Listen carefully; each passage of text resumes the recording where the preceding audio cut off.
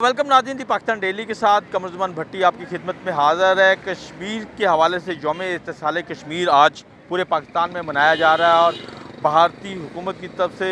जो वहाँ पे इक़दाम किए गए और जिस तरीके से लॉकडाउन किया गया और जिस तरीके से एक आप कह लें कि कश्मीर की मेजॉरिटी को मिनॉरिटी में तब्दील करने की कोशिश की, उसके ऊपर आज एहतजाज भी कर रहा है, रैलियाँ भी चल रही हैं। सर, आज के जो एहतजाज है और आप क्या समझते हैं कि हम इस टास्क को, इस इशू को किस हद तक आलमी दुनिया के सामने उजागर करने में कामयाब हुए हैं कि इंडिया जो है वो जुल्म कर रहा है और उन्होंने वहाँ पे सब कुछ उलट पुलट कर दिया है। यूथ फोरम फॉर कश्मीर के ज़ेरे तमाम आज ब्लैक डे के मौके पर हमने अपने कश्मीरी भाइयों से, कश्मीरी अवाम से ज़ाहिर यकजहती के लिए रैली का एहतमाम किया है।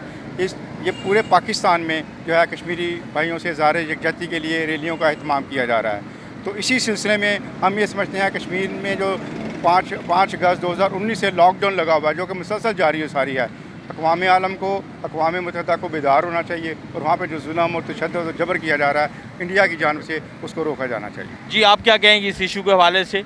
मैं यही कह सकती हूँ कि ये जो कश्मीरियों पे तशद्दुद कर रहे हैं, इनको रोक दिया जाए और हमारा कश्मीर हमें वापस कर दिया जाए। कश्मीरियों पर तशद्दुद जो है इसको रोका जाए और हमारा कश्मीर हमें वापस किया जाए और जो वहाँ पे मेजॉरिटी को मिनॉरिटी में तब्दील करने की ये भारतीय साजिश है, इसके ऊपर दुनिया आवाज़ बुलंद करे।